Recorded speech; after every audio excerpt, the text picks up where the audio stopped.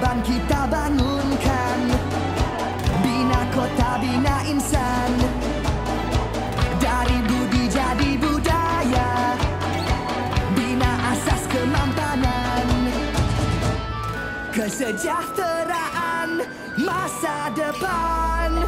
Ayo seluruh anak Pertiwi, bangunkan Malaysia madani, sepenuh hati, jiwa, semangat, terus meyakini Malaysia madani. Ayo seluruh anak Pertiwi, semarakkan Malaysia madani, sepenuh hati, jiwa, semangat, terus meyakini Malaysia madani. Diringan hidup bersama kebukaan hebat, kita berikan kebukaan yang paling gemuruh. Hormat keras diminda, daya cipta luar biasa, kesejahteraan masa depan. Dan penghasilan yang dihormati, alhamdulillah, pertama sekali kita bersama-sama merafakkan kesyukuran kehadrat Ilahi kerana dapat hadir bersempena dengan Majlis Peluncuran Pelan Suntur Kuala Lumpur 2040 pada hari ini Khamis 9 November 2023 bersamaan dengan 25 Rabiul Awal 1445 Hijrah bertempat di Dewan Perdana Mestika Institut Latihan Dewan Bandaraya Kuala Lumpur.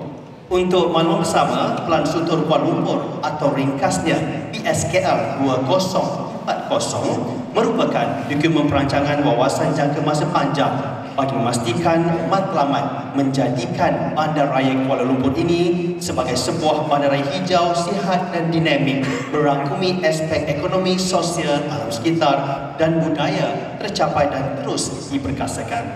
Ia jelas menerjemahkan kesungguhan pihak kerajaan yang amat komited bagi memastikan dokumen PSKL 2040 ini adalah komprehensif dan bersifat inklusif untuk semua lapisan rakyat selaras dengan visi menjadikan Kuala Lumpur ini bandar untuk semua.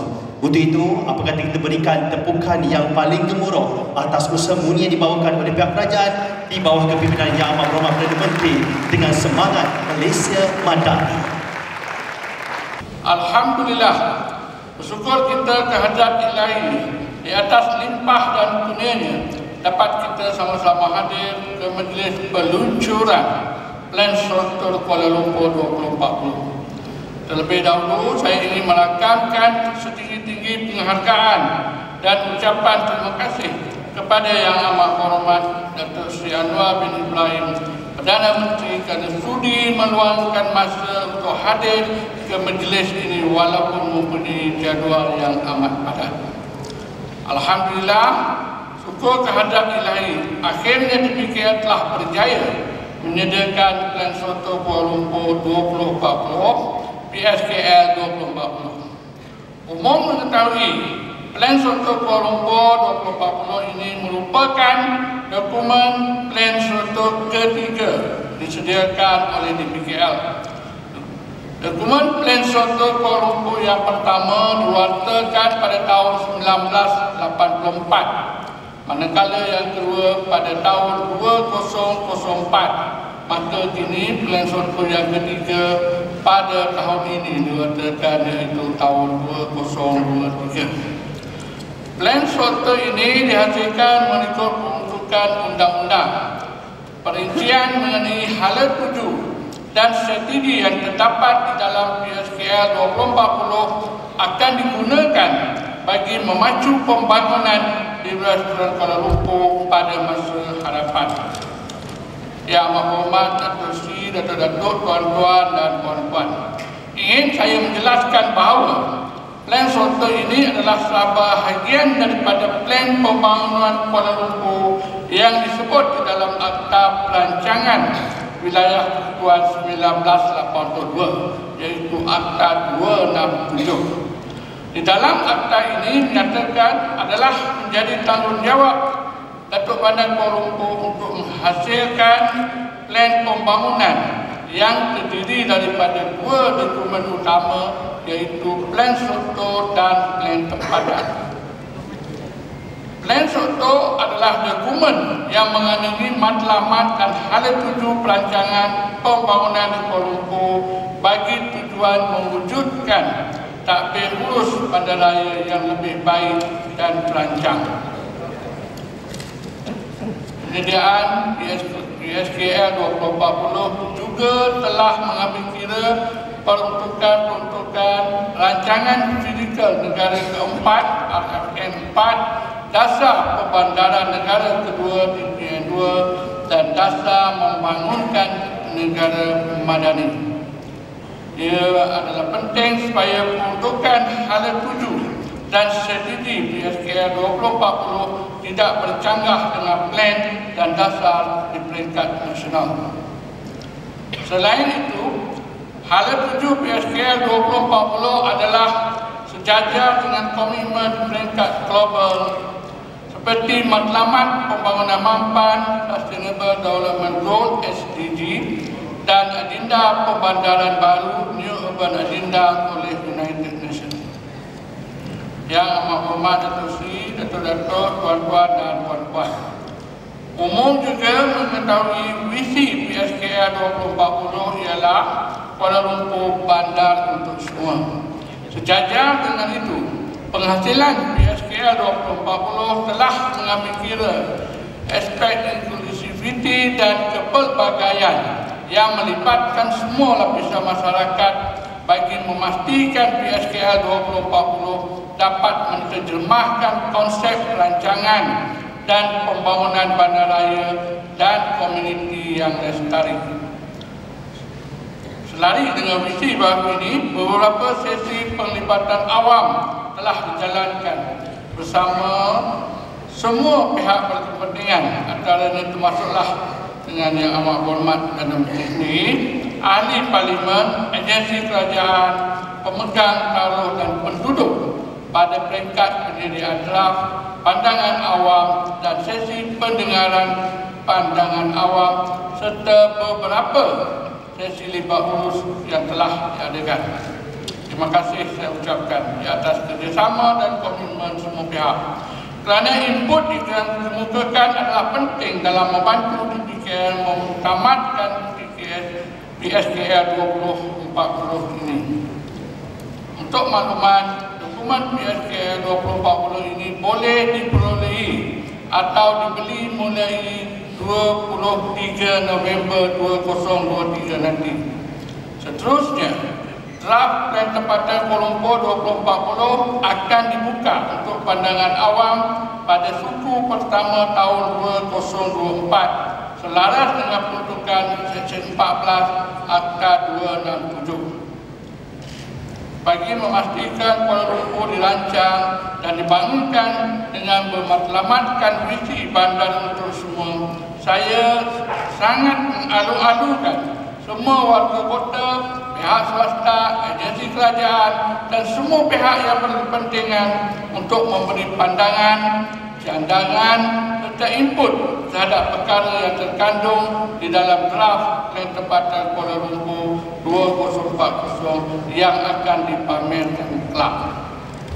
Sumbangan anda semua amat dihargai dan dinilai tinggi untuk menjadikan perancangan Kuala Lumpur ini lebih sempurna, komprehensif dan inklusif. Amat hormat Datuk Seri, Datuk-Datuk, Tuan-Tuan dan Puan-Puan. Akhir kalam, sekali lagi saya mengucapkan terima kasih yang tidak terhingga kepada Yang Amat Berhormat Perdana Menteri di atas kesudian Yang Amat Berhormat untuk menghadiri majlis dan merasmikan yang program majlis yang amat bermakna ini. Terima kasih juga saya ucapkan kepada semua pihak yang terlibat, sama ada secara langsung dan tidak langsung dalam menjayakan majlis pada pagi ini. Semoga dengan berkuat kuasanya PSKL 2040 ini, pelaksanaannya nanti dapat merealisasikan visi bandar untuk semua, iaitu menjadikan Bandaraya Kuala Lumpur sebagai sebuah bandaraya inklusif dengan berpaksikan kepada pembangunan dan pengurusan bandar yang mampan. Sekian, wabillahi taufiq wal hidayah. Wassalamualaikum. Kepada yang berbahagia. Berita Ketua Pengarah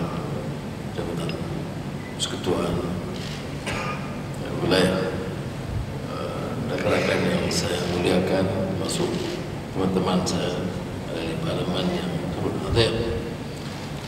Hari ini kita tentu sedia maklum meluncurkan plan struktur yang sedikit tertangguh kerana bila kita bentuk kerajaan baru, kita minta supaya dia buat sesuai dengan kerangka madani dan juga pendekatan yang agak sedikit beralih daripada pendekatan lama. Tentunya beberapa plan dan struktur yang telah dipersetujui dulu kita teruskan, tetapi yang kita masukkan adalah beberapa penekanan tambahan. Ini termasuk umpamanya isu merakyatkan mana-mana plan struktur dari segi perumahan, dari segi hijauan, dari segi taman, apa yang kita rangkul sebagai yang lebih inklusif. Kemudian kita ambil kira juga tentang nilai yang kita ketengahkan. Maka sebab itu sementara kita harus pacu pertumbuhan pembangunan dan ekonomi dan industri dan sektor perkhidmatan, kita tekankan juga soal keselesaan rakyat. Selain daripada perumahan, juga soal perniagaan kecil rakyat yang kita kaitkan dengan warung atau gerai, keselesaan mereka. Dan saya ucap tahniah kepada Datuk Bandar dan seluruh pasukan yang menyelenggarakan dan mengambil kira penyesuaian ini, dan saya bangga dengan kesediaan mereka untuk menerima pandangan dari rakan-rakan daripada semua pihak, daripada NGO, ahli parlimen, pemimpin politik, pemimpin masyarakat, kerana pandangan mereka itu perlu diambil kira sebelum kita tamatkan apa-apa plan struktur. Dan berdasarkan pengalaman ini, tadi saya mengusirkan mesyuarat dan mendengar pandangan-pandangan dan daripada pelbagai pegawai terkait segi perancangan dan kelulusan, dan saya lihat ada kesediaan pegawai yang bekerja betul-betul lumus untuk memastikan kita laksanakan plan ini.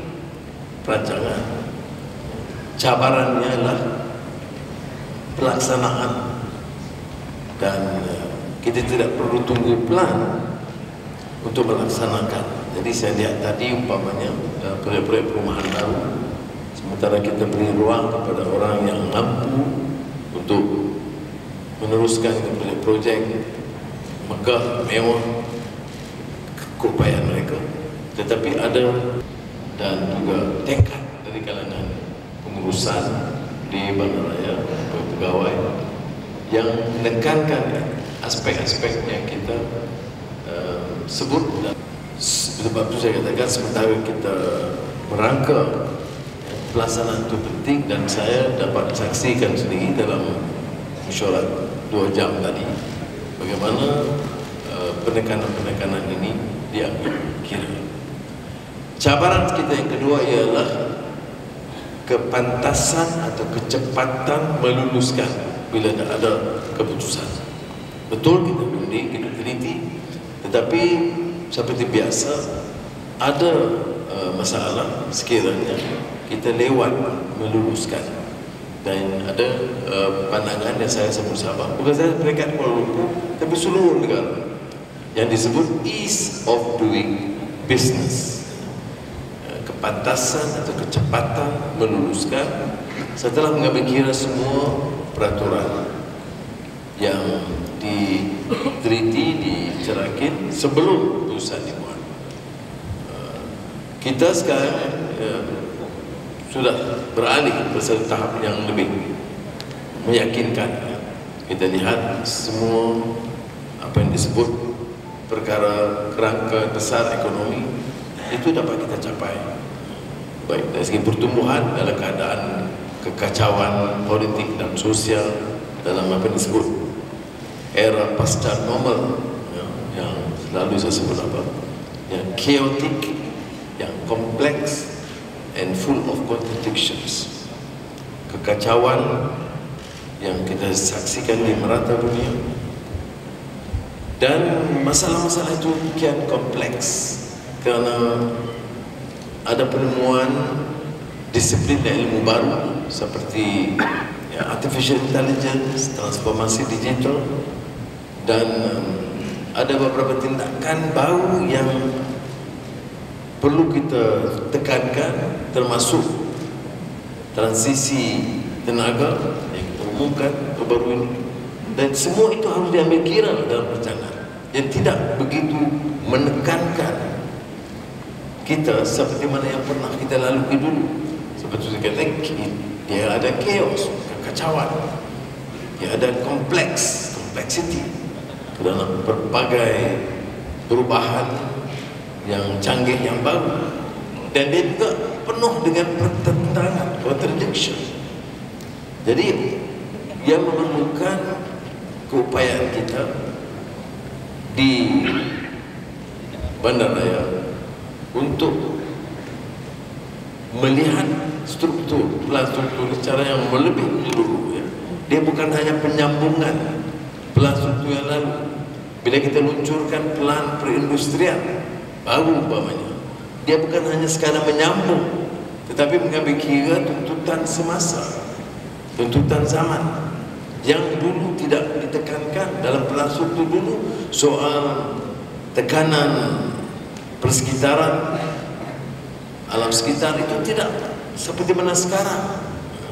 Soal EV dan transisi tenaga itu tidak menjadi perkiraan dalam plan-plan dulu, tapi sekarang ditekankan sebagai faktor tambahan, dan negara malah badan antarabangsa telah memberikan penekanan yang sama. Sebab itu tahap kecekapan pegawai harus ditingkatkan, kerana kalau tidak plan itu menarik dan memukau, tetapi pelaksanaan itu tidak menampakkan kelainan daripada dulu. Sebab itu saya tekankan kepada Datuk Bandar dan rakan-rakan keluarga bandaraya ini supaya gigih dan bersungguh tekad memastikan dasar-dasar ini dilaksanakan dengan baik, ya. Dan yang saya nak tekankan sekali lagi kecepatan kelulusan.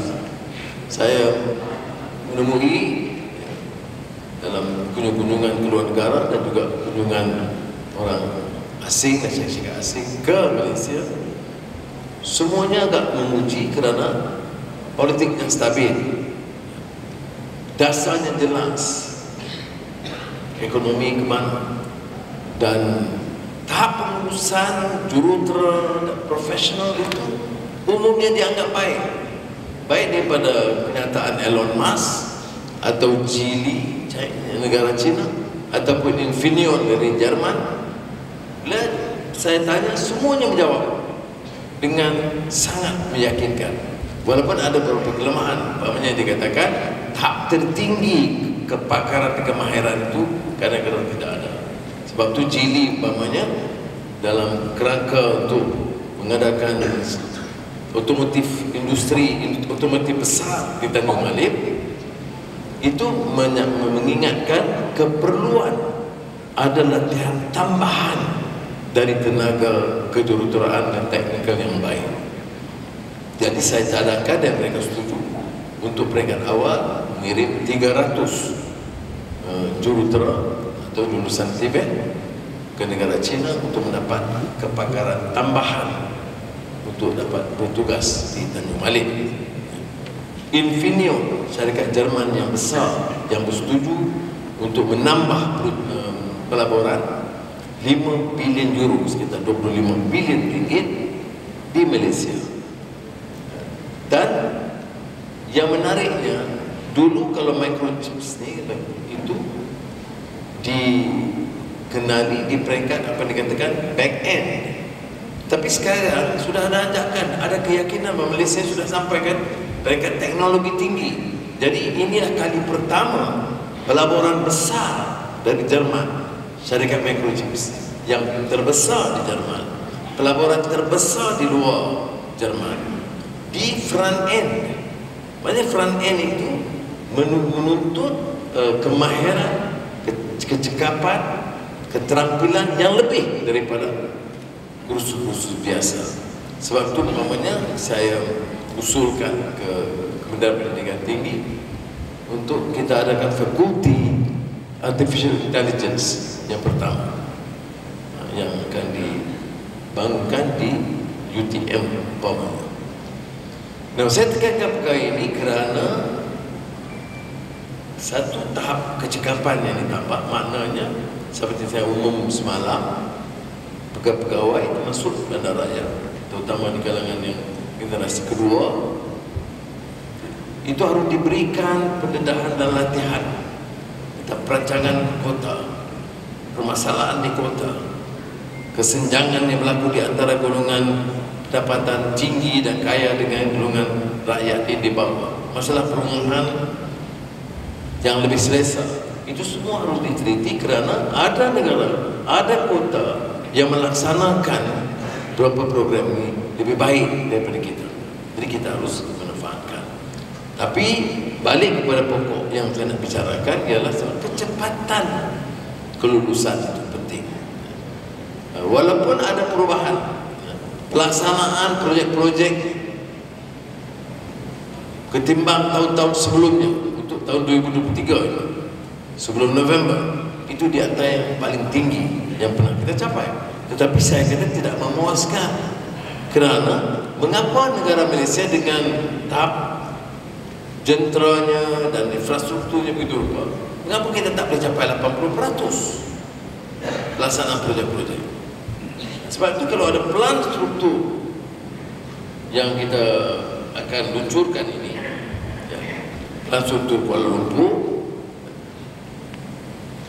dan belanjawan yang telah dibincang tadi, kita harus lihat mengapa, di mana kita hadapi masalah dalam pelaksanaan belanjawan tahun lalu atau tahun ini, supaya kita tidak mengulangi kesilapan yang lama. Jadi saya anjurkan supaya tahap kelulusan itu, saya sebut tadi beberapa syarikat yang disebut dua perkara. Pertama, satu bidang khusus di peringkat tertinggi yang masih kita kurang, memerlukan latihan, specialization dan professionalism yang lebih tinggi. Dan keduanya katanya, walaupun kita ini relatif efficient, tetapi tahap kecekapan atau kepesatan ataupun kecepatan kelulusan itu masih belum memuaskan. Ini saya nak ingatkan, kita tidak boleh lengahkan projek yang telah diputus dan diluluskan. Sebab itu saya dah minta untuk anda, sementara ini apa-apa keputusan yang kita buat keputusan tadi dengan Ketua Pengarah Wilayah Persekutuan, kita putuskan tadi dalam tempoh 2 minggu. Saya mahu supaya laporan disampaikan tentang pelaksanaan keputusan yang kita lakukan tadi. Kalau tidak, nanti keputusan kita mungkin kita tangguh sehingga tahun depan, kerana kata mereka bulan Desember ini bulan yang separuh cuti. Saya tak boleh terima kenyataan. Kalau cuti, tapi sebelum cuti bulan Desember mesti ada laporan berkala. Karena kritik itu kita harus terima dengan baik. Jangan rasa tersinggung. Memang benar ada kelewatan. Saya di New York bulan 2 bulan lalu bertemu dengan beberapa syarikat-syarikat besar. Dan bila saya tanya, dia kata memang dari faktor-faktor yang positif banyak. Tapi dia kata walaupun kita ini cepat lulusannya berbanding dengan beberapa negara lain di Afrika dan Latin Amerika dan Asia, tapi mesti kalah, masih kalah dengan beberapa negara seperti Vietnam. Dari segi pace ataupun tahap kelulusan dan kecepatan kelulusan. Jadi saya harap rakan-rakan di Bandaraya jadi satu jentera Kuala Lumpur ini contoh. Dia bandarnya Bandar Madani, ditunjuk ada pencakar langit yang hebat, yang cantik. Dia ada juga gerai yang bersih dan indah. Dia ada perumahan yang kelas bintang, dia tinggi, ya. Dan dia juga ada perumahan rakyat. Dia ada kawasan lapang, dia ada kawasan hijau, dia ada kawasan keselesaan bagi rakyat. Dan dia ada tahap pengurusan dan jawat awam yang cekap dan meluluskan projek yang dengan tahap kepatasan terbaik di negara kita. Itu cabaran Datuk Bandar, dan saya minta dalam 2 minggu bagi laporan tentang kelulusan yang kita buat tadi. Jadi sekali lagi saya ucap terima kasih, dan plan ini akan diluncurkan dan diminta terus, dia tidak tamat seperti kitab suci, maknanya masih ada ruang untuk bagi teguran dan kita buat penyesuaian mengikut tuntutan masa. Sekian, Assalamualaikum warahmatullahi wabarakatuh. Kali ini kenamaan untuk bersama dengan Yang Berhormat Perdana Menteri untuk ke gimmick Majlis.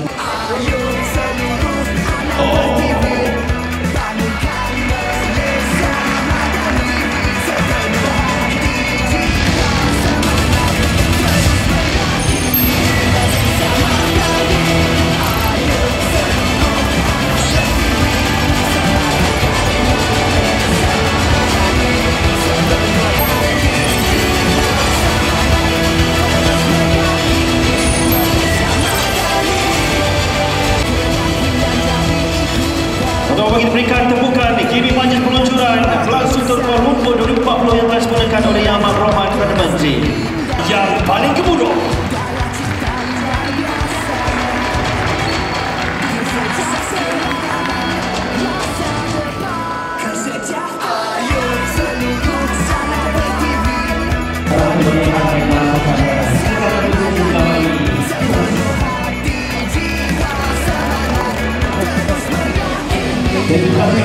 Salam sebenarnya.